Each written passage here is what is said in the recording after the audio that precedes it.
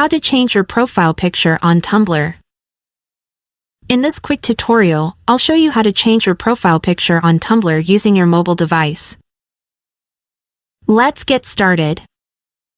First, open the Tumblr app on your phone and make sure you're logged into your account. Next, tap the avatar icon in the bottom right corner to access your profile. Now tap this icon in the top right corner to open your profile settings. Now click on the pencil icon displayed on your profile picture. A menu will appear at the bottom of the screen. If you want to add a photo from your phone, select the first option, choose a photo. Here, you'll likely see recently used photos along with a menu. To select a folder with images, click on the three horizontal lines in the top left corner of the screen, and from there, you can locate your folder. I'll select a photo from here, specifically my logo. Zoom in or out on the image and select the portion to display.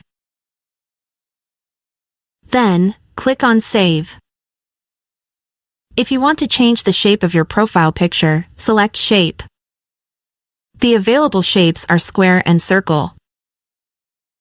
Don't forget to click the checkmark in the top left corner of the screen and then the Save button. Refresh the page for the changes to appear. And that's it, your profile picture is now updated. Thanks for watching.